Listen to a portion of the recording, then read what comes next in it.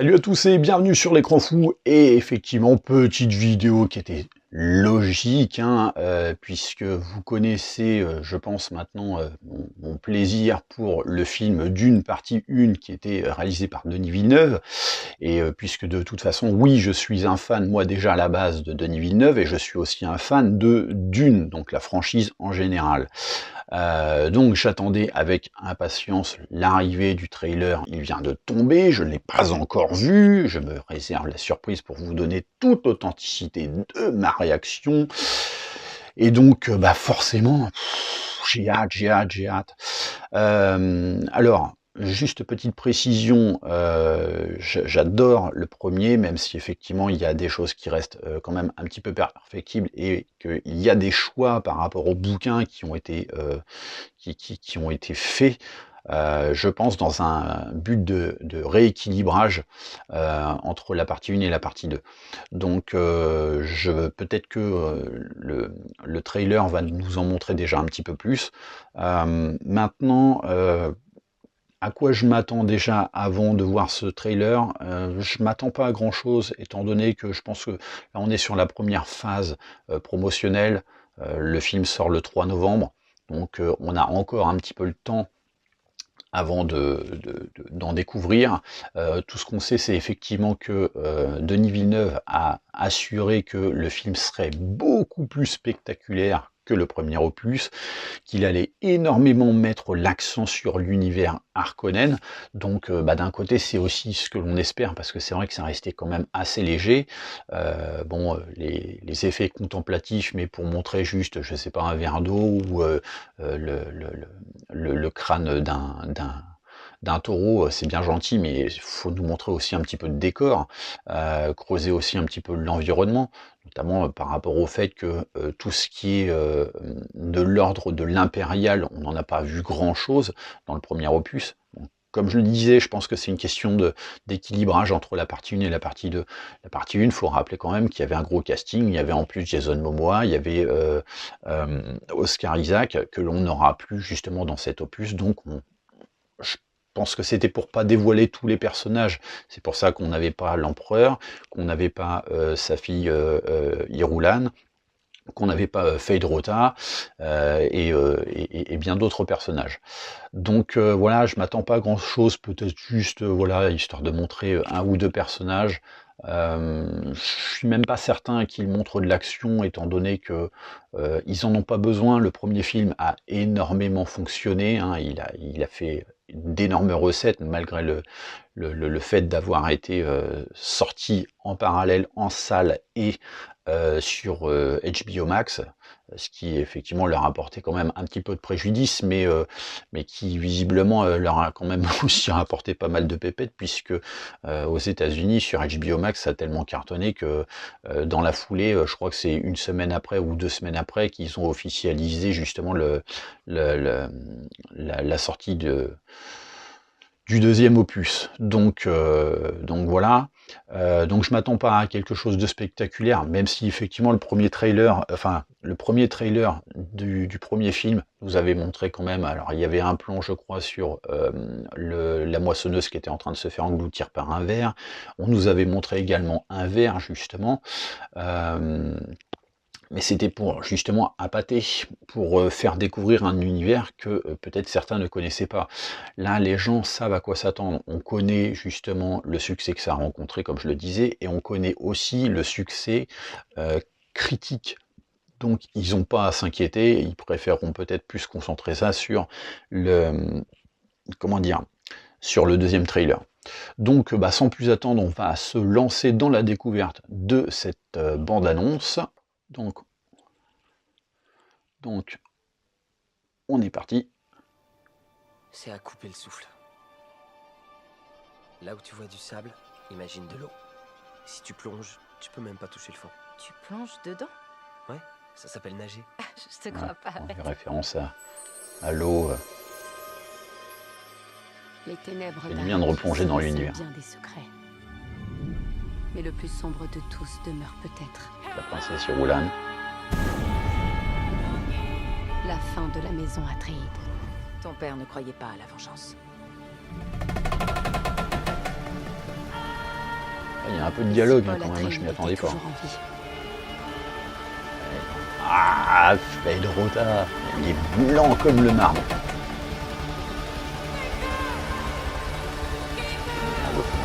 L'eau de la vie. Il y a des séquences en noir et blanc. Ouais, on va en parler. Ça, c'était le passage qui nous avait montré en l'annonce du trailer. Pas d'impressionner qui que ce soit.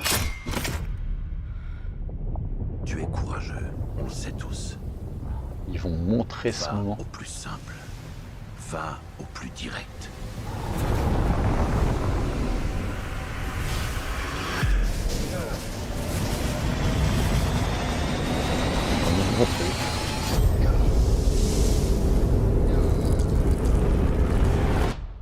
Pas de fantaisie. D'accord, je comprends.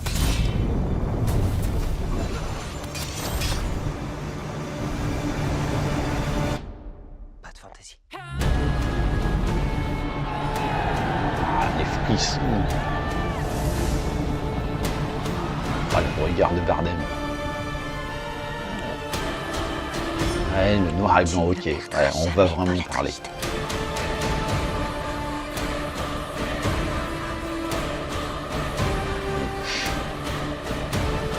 Nous leur avons donné quelque chose à espérer. Que ta dague se brise Oh, en 1000 morceaux. oh. Ah, il y a du peuple.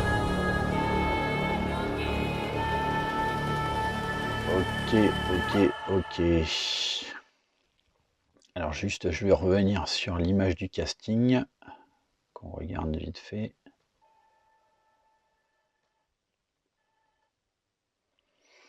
Ouais, donc, donc on sait que Florence Pugh, ok, donc Austin Butler, donc là, c'est confirmé. Christopher Walken, de toute façon, effectivement, on savait qu'il allait jouer l'empereur Padishah Shaddam 4, Léa Seydoux, donc qui joue Lady Margot Fenring. Tiens, ils n'ont pas annoncé, parce que normalement, le personnage du comte Fenring, normalement, est censé être interprété par Tim Black Nelson. Enfin, en tout cas, c'est ce qui avait été annoncé.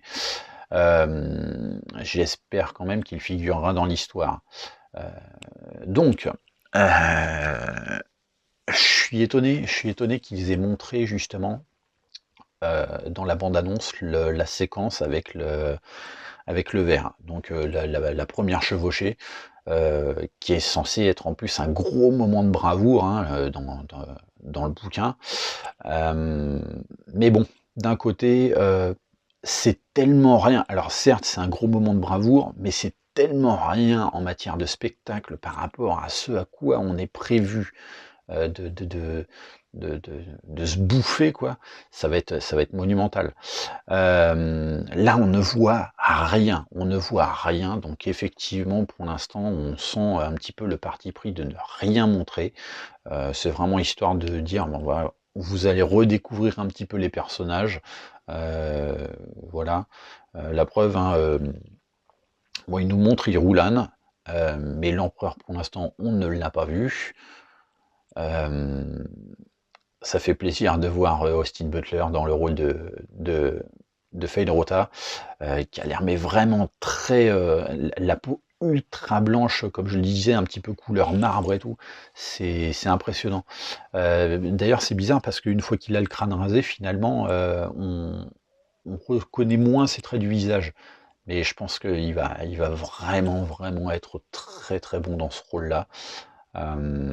Donc ça peut être très sympa. J'ai hâte de redécouvrir effectivement Javier Bardem dans le rôle hein, de Stilgar, parce qu'il va avoir un rôle tellement important dans cette partie de l'histoire. Donc voilà, mais c'est vrai que pour l'instant on ne voit rien, c'est-à-dire qu'on ne voit pas les sietch, donc notamment le sietch Taber, où vivent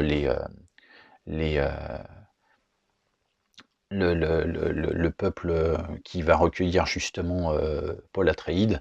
On voit pas donc l'univers Harkonnen, on voit rien de la planète Kaitan, donc le fameux berceau de la dynastie Corrino, donc de l'empereur. On n'en sait toujours pas plus effectivement sur les personnages de la guilde, puisque je pense que normalement ils vont être un petit peu mis en scène. En tout cas, du moins s'ils envisagent de faire un 3e opus, il va bien falloir qu'ils s'y attellent quand même un minimum. Donc voilà, mais pour l'instant ça ne montre rien, si ce n'est un plan à la fin de la bande-annonce, qui est assez révélateur, puisque effectivement c'est un plan tiré de la dernière scène. Et après, effectivement, il y a des scènes en noir et blanc. Et je pense que justement, c'est là où j'avais quelques doutes, que je m'étais dit, est-ce que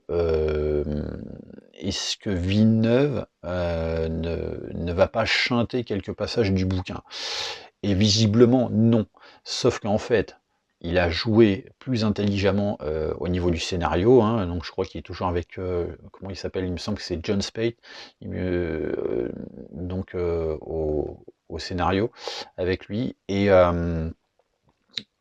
il joue intelligemment dans le sens où, comme c'est des passages qui normalement auraient dû être dans la première partie, mais que là finalement dans la seconde partie ça va se passer un petit peu plus tard,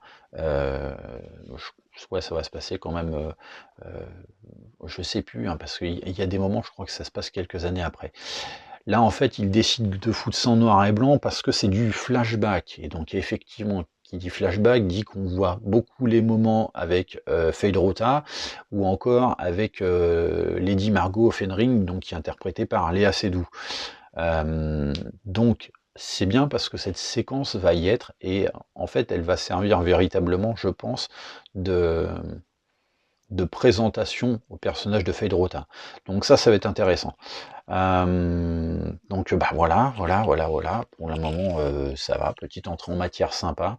Bon, la musique, je vois qu'ils se sont pas foulés, ils ont repris exactement la même que la musique du trailer final du premier film.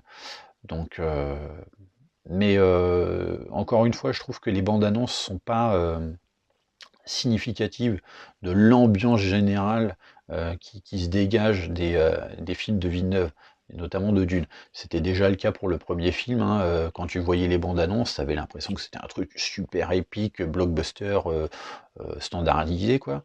Et au final, quand tu regardais le film, c'était pas du tout ça, quoi. Et là, moi j'ai vraiment exactement ce même ressenti. Donc voilà, affaire à suivre. De toute façon, d'ici là, je pense qu'on aura l'occasion d'en discuter, peut-être lors d'un live, et puis dans tous les cas, moi je prévois une petite vidéo pour vous parler un petit peu de la genèse de tous les projets, quels qu'ils soient, autour de Dune. Donc projets cinéma, séries, films télévisés et autres. Pour vous donner quelques petites précisions, quelques petites subtilités sur le chaos que c'est de développer Dune. Donc soyons quand même un peu contents, même si bon, effectivement, ça ne satisfait pas tout le monde de voir Villeneuve à la barre là-dessus, mais de se satisfaire, de se dire qu'effectivement, on a quand même une adaptation de Dune qui voit le jour, alors que bon, voilà, on est dans un monde qui nous fait bouffer, en veux-tu, en voilà, du Star Wars, du Marvel et compagnie. Donc voilà, on va voir ça par la suite. Allez, je vous invite bien sûr à liker, partager et puis à commenter la vidéo. Pensez également à vous abonner à la chaîne et moi je vous dis à très bientôt pour une prochaine vidéo. Allez, bye!